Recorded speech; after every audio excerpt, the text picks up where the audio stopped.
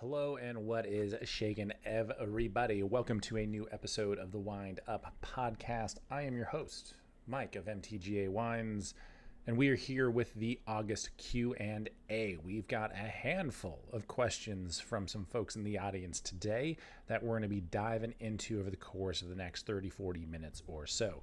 As usual, we will have some of these time-stamped in the description, so if there's certain topics that you find particularly interesting, you can fast forward or bounce around however you see fit. So just kind of look at the description of the episode. You'll be able to see all of that there. Before we dive into the questions, a few quick announcements as usual. Number one, thank you as always for listening, downloading, sharing the podcast with friends, family, other winos in your life. Be sure that if you have the ability to, on wherever you're consuming the show, to give it a little rating and review. That goes a long way in terms of the algorithm and people finding it, all that good stuff. You can also follow us on all of our social networks. That is going to be YouTube and Instagram, the Book of Face, and the social network formerly known as Twitter. It is at MTGA Wines. We're definitely the most active on Instagram and YouTube. Be sure actually to subscribe to our YouTube channel in particular. It's where you catch this show amongst all kinds of cellar and harvest updates. We just posted our first cellar update last week from the first day of harvest, first couple of days of harvest. So there's a lot of cool stuff coming down the pipeline as the season starts to ramp up for us. So be sure to check us out there, but you can find some of that content kind of smattered around all of those places. If you have a question that you would like to have featured on our monthly Q&A episode, you can drop us a line. Head to our website, mtgawines.com. If you scroll down on the homepage a little ways, there's a little email form you can fill out and submit questions at your leisure. Feel free to have at it. You can also submit questions into our DMs, slide into those on any of those social networks that I mentioned, and we will get after it as best we can. Typically, we can cover about 4 or 5 questions, depending on kind of how in-depth the answers are. Usually, that's what we go for. And any questions that we don't answer in a particular episode, we just roll those over, and I have a running list of stuff that we'll continue to tackle as the months go on. Alrighty then, without further ado, let's get into it, shall we? First and foremost, before we get into these first actually 3 questions, these were all posed by Drew out in Columbia, Missouri. Thank you so much for emailing these my way.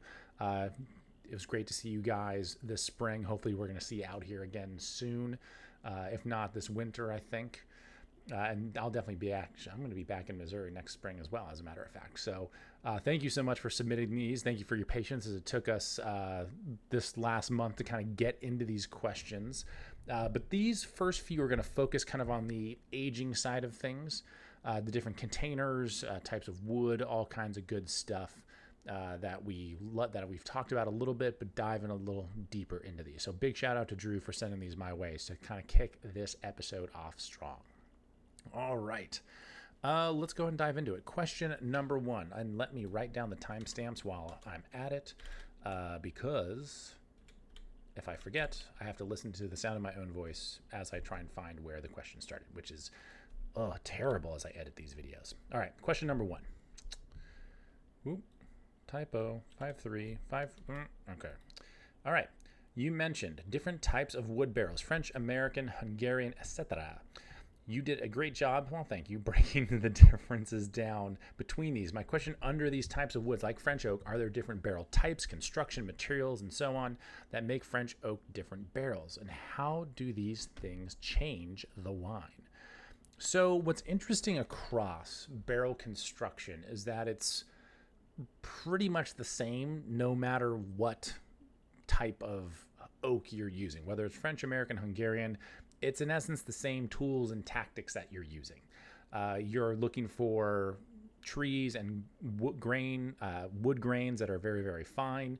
When you're talking about like millimeters of width or less, or whatever between the grains, that's kind of what's the big distinguishing factor. Not necessarily how it's made, except for 2 things, and that'll be 1, the toasting level. So the barrels are lightly charred on the inside. Sometimes it's very, very light. Sometimes it's a little heavier, and there's kind of a range that we can order.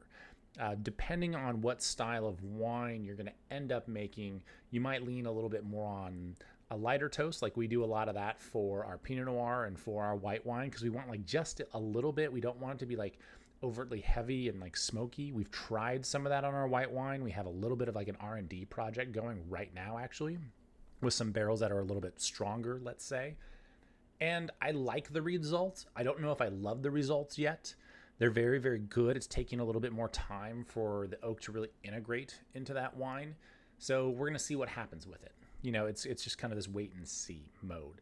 Sometimes it can take like a year, year and a half for these barrels to really integrate and kind of show their true colors of how they're going to affect a wine. So we're really slow playing that to see how it all sorts out. The other big kind of construction difference will be the size of the barrel, because very typically the barrels that we use are about 225 liters. It's going to be about 59 gallons and change, give or take.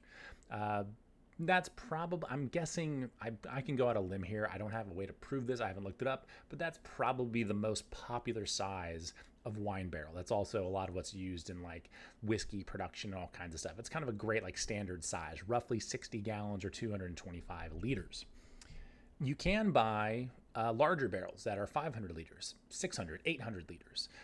You can do all kinds of things in terms of like the shape of them. You do have like your Bordeaux barrels that are slightly taller and skinnier. You have your Burgundy barrels that are a little shorter and fatter. You have, I've seen a few of these, like these almost like cigar-shaped barrels. We call them like cigar-shaped barrels, but they're these really long barrels. Then you do have those larger volumes that I talked about as well. So there are different types of construction, not necessarily materials outside of where that oak is coming from.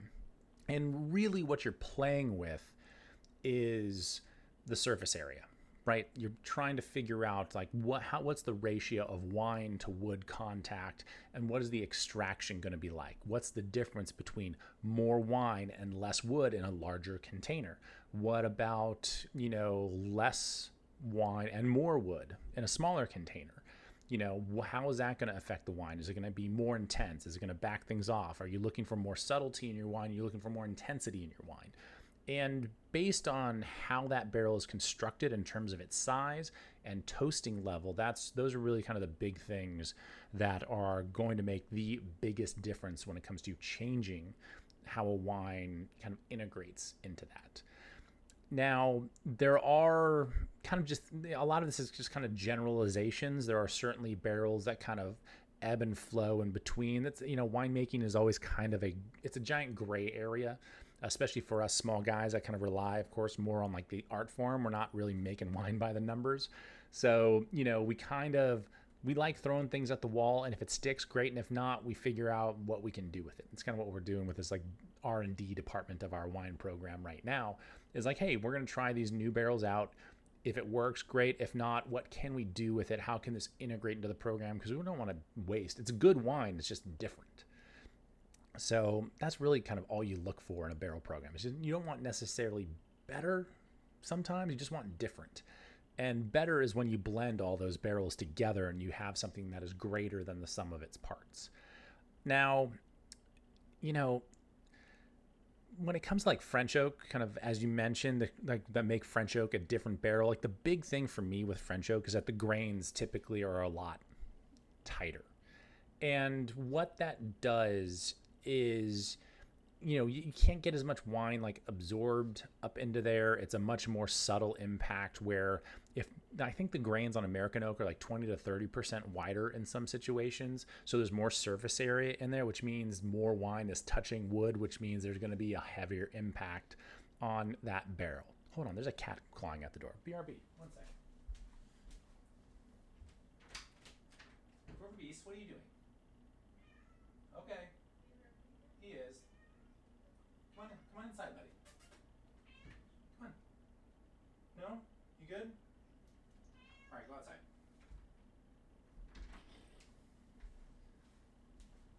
It's been a long time since that happened. All right. That's like the please pause. Let's pause for station identification from the one and only Grover Beast. Sorry about that, folks, but we're doing it live, sort of. I am recording this a little bit before we post it, but to hell with it. I'm not editing that out. That was cute.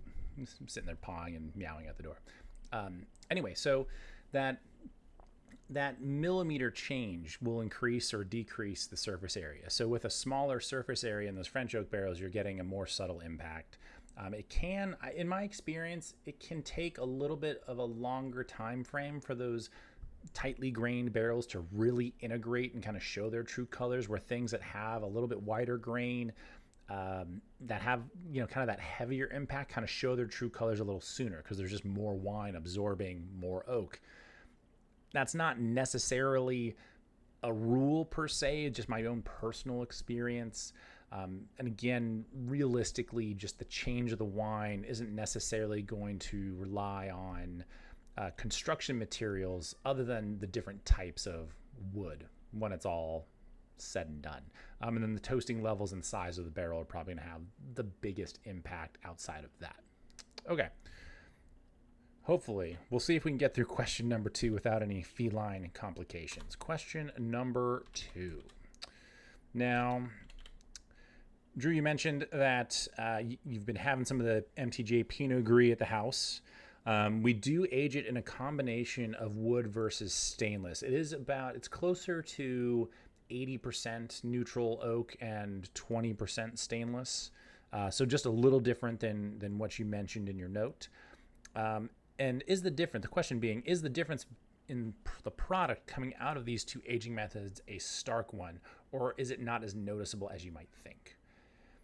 This is what's kind of interesting about using neutral barrels and stainless steel, is that neutral barrels, because they've been used a few times, a lot of the flavor characteristics that those barrels had provided when they were new are gone.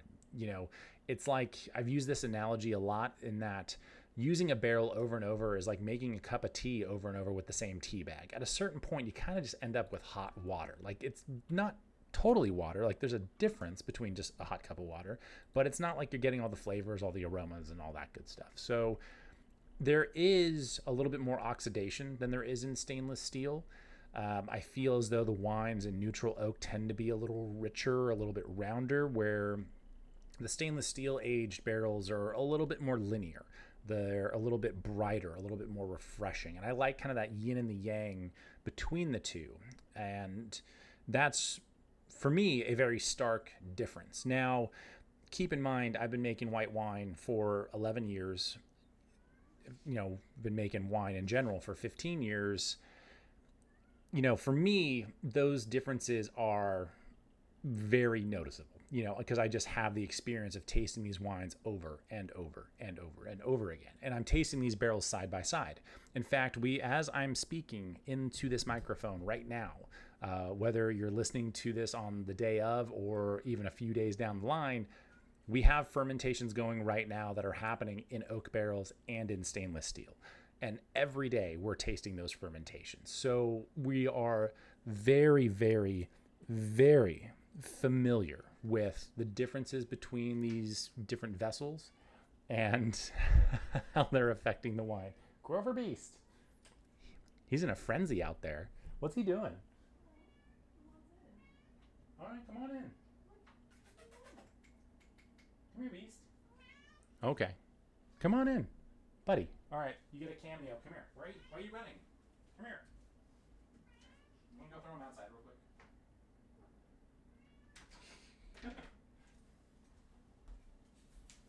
He is the most needy cat, the neediest of cats. Oh my goodness. Couldn't even catch him. He ran away as soon as I went to go pick him up. What a jerk.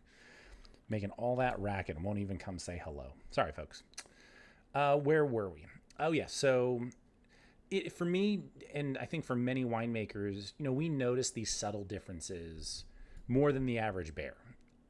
But many of us have been stumped. I've been in a blind tasting recently, actually, where I couldn't pick my own wine out of the lineup. I thought it was something different. And it's embarrassing a little bit, but this kind of stuff happens. You know, even as professional as we might be, you still miss things every once in a while. Hell, if you're trying to become a master sommelier and you're doing your blind tasting, you don't need to get it right. You just have to form an argument that makes sense. And if that wine follows the correct path and your argument is sound, then you can still pass that test. You don't need to nail the wine, although that feels really good when you do, whether you're going for your somm pin or you're just doing it for funsies. You know, so if you've had a lot of experience with wine and you've tasted a lot of wine, whether it's finished or as you've been making it, you will start to notice those differences more and more. There are plenty of times I've poured wines side by side for people, and they're like, they taste really similar. I'm like, yeah, it's because these are both 100% Merlots or 100% Cabernets. And they're like, yeah, there's a difference, but I can't put my finger on it. That's usually kind of the answer, right? We know there's something else going on here, but it's hard to define. For us that do this on a day-to-day basis, we can start to define that because we just have the experience of actually tasting it. I mean, let's use this as an example. Like if you've never ever in your life eaten a blackberry before, could you describe what a blackberry tastes like to me? Probably not. If you're a good salesperson, you might be able to bullshit your way through it. But, realistically, you need to have a little bit of that experience of knowing what that wine tastes like from different containers and how it's made to actually be able to identify it. And even then, you still might get it wrong if you do it in a blind tasting. If you're tasting in a vacuum, that can be very tough, no matter what. I've seen people, we have these really cool, these glasses came out from Riedel, I think years ago, but they're black. They're black glasses. You can't see inside them. And I've seen people pour a white wine into those and blind taste somebody on it, and that person thought it was a red wine because you can't see it. You're removing, one of your senses from the equation, and I've seen people screw that up. It's hilarious. A lot of fun and kind of a interesting way of being like, see, like, you ain't king shit a turd mountain, like calm down a little bit, just relax. It's all right. It's just grape juice. Don't worry about it. So, there is a noticeable difference depending on your experience with wine and winemaking. You'll probably notice it or you probably won't. It's very much up to just your overall experience and what you know about wine and winemaking. Alrighty then. Last and certainly not least, Drew, we got your third question coming up here. Have you gotten a chance to experiment with any concrete amphora yet? It sounds like they are a pain to clean. Yes, they are. Wondered if you had tried anything with those yet in the last year since that first episode. No, I have not. Here's the thing. The concrete tanks, they are, man, I think you might be able to, here's the thing. Number one, I'm not buying a used one because if they sit, and the problem with cleaning them, and this is what I've heard from multiple people, that as long as they're in regular use, like they're full with wine, the majority of the time, there are less issues. Because as long as that wine is stable in there, it kind of acts as a preservative of the concrete. If it sits empty and it's absorbed enough wine over time, it can start to get gunky and it can start to have issues. And have you ever tried to clean the pores of concrete? I certainly haven't, and I have no interest in doing that. They can get kind of rowdy if they're like used for 6 months, then off for 6 months, and used for 4 months, then off for 8. Like, they can get kind of funky. And they're expensive. I'm just going to leave it at that. Like, they're expensive, and I'm not going to rent one that's been used over and over, and I'm not going to buy a used one for cheap. If I'm going to use concrete, it's going to have to be a brand new container that I can keep full more often than not and utilize it, regularly. And I frankly don't have thousands of dollars just pouring out of my pockets right now to jump on that. I think the last time I checked, they were ranging from like 12 to like 24 or 32 grand, something like that, depending on like what shape, size, or whatever that you wanted. I might be lowballing that a little bit. Like, they're not cheap, and I mean, there's been times where I'm like, that could be a lot of fun. It's a cool toy, but I don't know if it'd be one that I'd want to keep. I feel as though with the ratio that we're currently using of neutral oak and stainless steel, and eventually kind of integrating some new oak into our white wine program, I'm pretty happy with where that's headed. I don't see any big up. Here's the thing. Like, realistically, I think the upside of a capital expenditure like like concrete containers, it's just diminishing returns like really, really fast. Like, I don't think it's going to improve our wine that much that I need to spend tens of thousands of dollars on a few of these things to integrate them into our program. I just don't. Even buying one, if it's in that 12 to like 20K range or whatever, I'm like, no, I'd rather spend that. There's other stuff I would rather buy with that money. I'll tell you what, if we continue to grow and we blow up and you start doing amazing work, and can afford some fun stuff like that and really, have some extra cash in the bank to do some bigger projects, you know what, we'll absolutely do it. But we're a ways off from doing that. We have some other goals and aspirations and things that we're kind of working towards here. So we're going to we're putting concrete on the back burner for a while. If other people have them handy and they're using them to make their wine, we will gladly drink it though, because I do love how those wines taste. I do like the effect that concrete has. It's tough to integrate that into a program unless you have a lot of money laying around. Just kind of how it is. Okie dokie. Ooh, we're getting into some fun stuff. Alrighty. What effect will the vintage wine estate bankruptcy have on the wine industry? Someone's been keeping up on current events. Look at you go. So for those that didn't hear the news, the Chapter 11 bankruptcy of Vintage Wine Estate is moving forward per winebusiness.com. You can actually go onto winebusiness.com and check out some of the articles. This is actually where we find some really cool industry happenings and news if you just want to be a total wine nerd and check out what's going on, what the happy haps are within the industry. Now, I don't know. I don't think it's going to have a huge effect. To be completely honest, this is a non-issue for many, many people, except if you're in an acquisitions kind of phase, there's a pretty good chance you might get a winery or two on a dime comparatively because you have someone that's going through a rough patch. Realistic, it's going to be interesting. I don't think it's going to change things that much. I don't think the industry's going to be affected by this. You're going to see ripples, not waves, in terms of things. You're going to see probably some of their holdings change ownership as they sell off some assets. It's kind of tough. It's weird because for us, this is kind of one step past when these wines were originally acquired. These are the folks that own Clos Pegase. That was actually Brittany, the HBIC herself. That was her first full-time gig out here, was helping with events and pressure washing the cave out at Clos Pegase, working for Jan Schrem out there.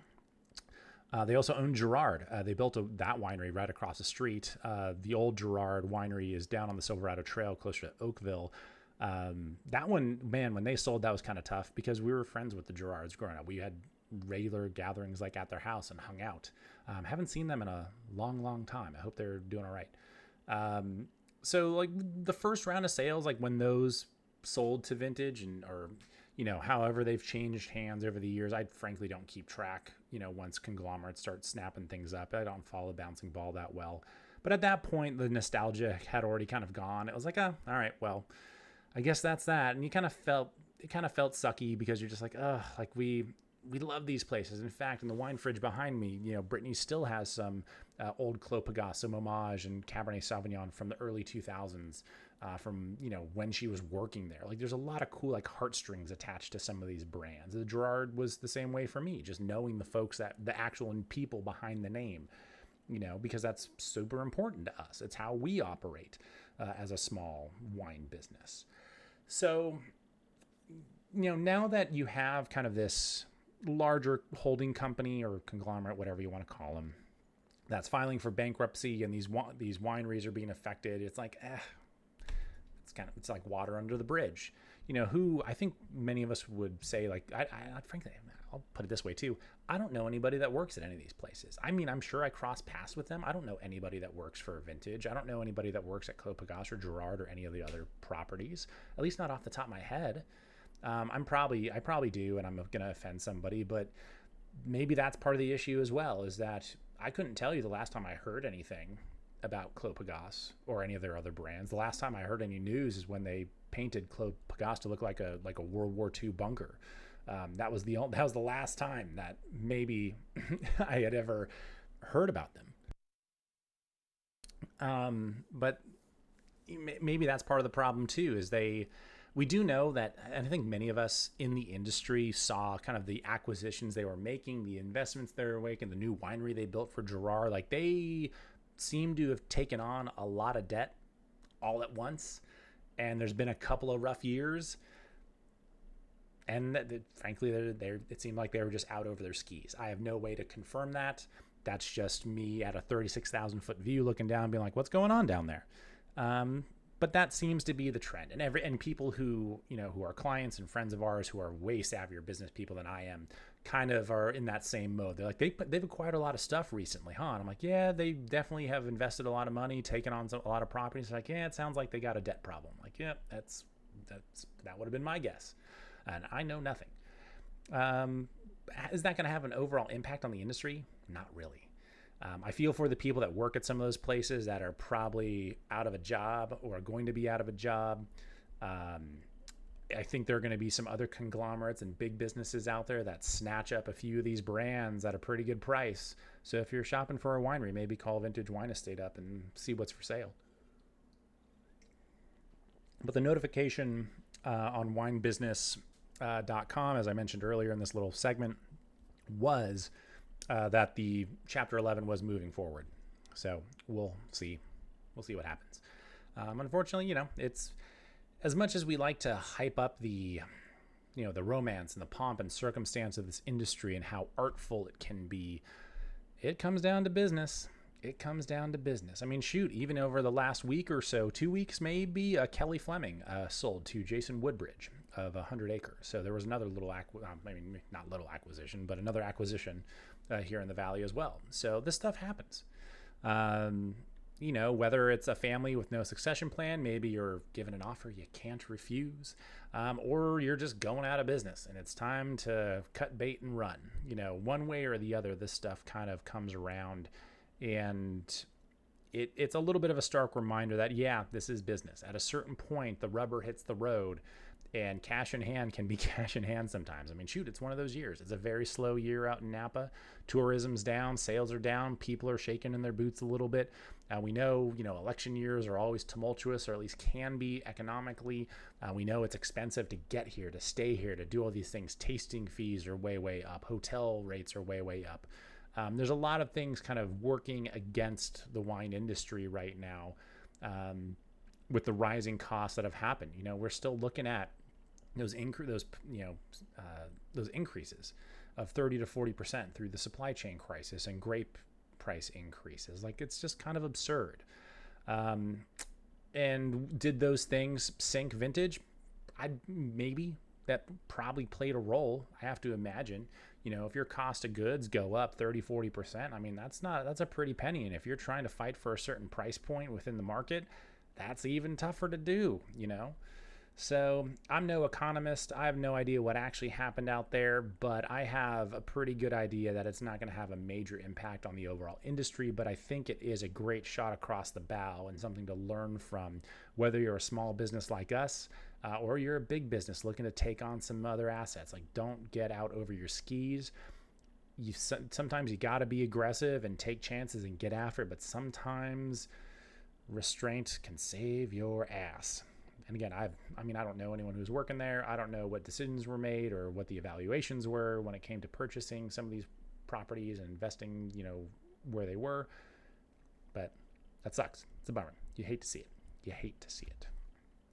Okay, last and certainly not least, we got a little bit of time, but I think this question might take a little longer than expected. And there might be a cat that yells at me again, so we'll see what happens.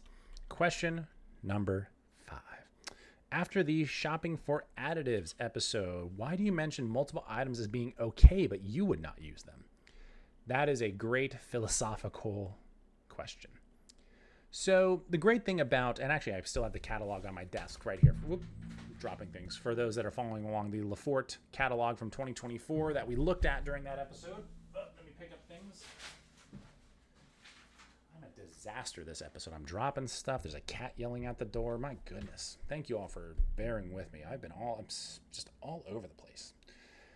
I'll put it this way. There are a lot of things that we can utilize from that catalog that we went through that are organic, that are vegan, that are naturally made. You also have things that are synthetically made. You also have things that are some hybrid therein where the science kind of takes over. You have yeast that are bred naturally within a lab setting as opposed to out in a field, versus it being cultured and produced. There's a lot of it's like some nuanced language here, there, and everywhere as you go through this catalog. And sometimes you just got to decide, like, hey, where is your line in the sand? Where is your gray area? Where is your red area? And where are you in the black? And for me, I guess the best way I can kind of put it is this way, is when grapes come in, there are maybe a handful of things that I'll throw into my winemaking process. One will be the yeast, because we buy cultured yeast, because quite frankly, I've done enough natural fermentations and they are a nightmare. Every time they've been a nightmare. I know there are people that rely on them all the time. They make great wine. Sometimes, whatever. It's not my thing. I don't have the stomach for it. I don't want to deal with the headaches of a natural fermentation. I would rather use yeast that I have on hand that I know is going to get the job done and cause less problems. That is my like comfort zone in terms of wine production. There are times where we have to add some nutrients to that yeast, because in some situations, and it's like a multivitamin for them, typically with a little bit of nitrogen in there, because yeast really love nitrogen. It's a good part of their diet, to help that fermentation happen efficiently, effectively, and not cause problems. It's a lot of preventative medicine. A lot of these items are natural, for all intents and purposes, natural products. They are things that I'm fine toying with in a gray area. Hell, even tartaric acid, one of the major acid groups that you can find in wine.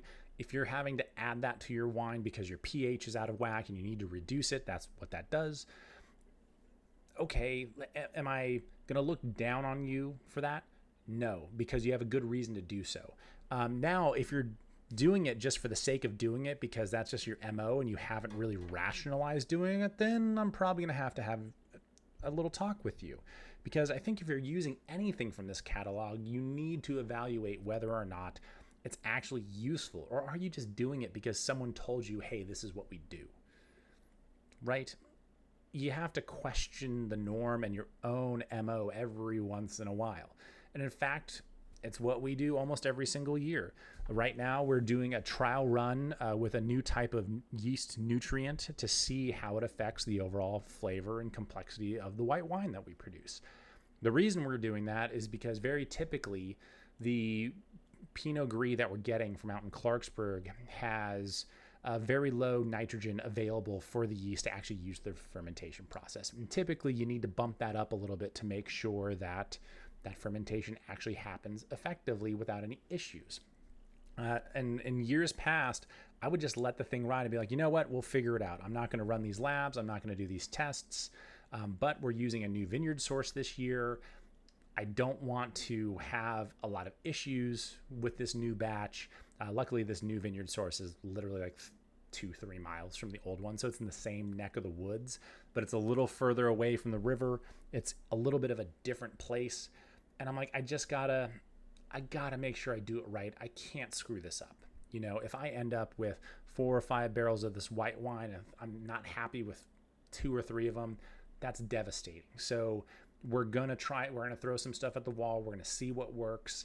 And if it works, great. And if it doesn't, we'll sort it out as we go. Luckily, a lot of this stuff just becomes a chemistry problem. I did fail college chemistry twice, but I'm pretty sure I'll figure it out. Trial by fire. It'll be fine. So there are gray areas, even for me. There are definitely things that are in the red, like I will never use. I'm never going to use PVPP. I'm never going to use something like Velcorin.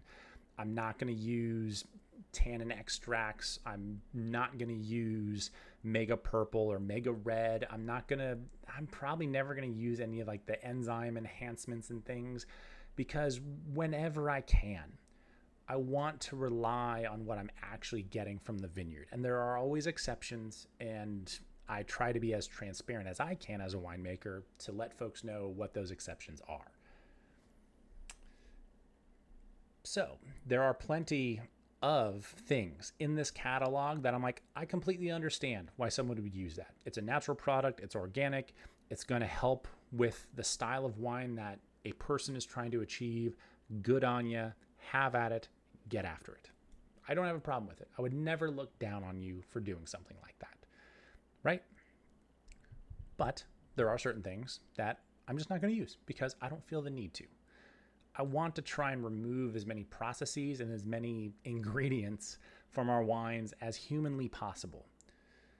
So that's our goal. And that's why there's a lot of stuff. I'm like, no, I understand why you would use it, but you don't have to at the same rate. It's like, you don't have to throw MSG into Chinese food, but damn it, it tastes good, right? Like, I don't have to put hot sauce on my tacos, but man, I love a little bit of extra kick. You know, those probably are, maybe that's oversimplifying it a little bit, but it's kind of to each their own at a certain point. And I think all of us, you know, in whatever industry we're in, whatever kind of lives we live, we know where kind of like our gray areas are. We know where our comfort zone is and how we love to operate. We also know plenty of people who operate very differently than us.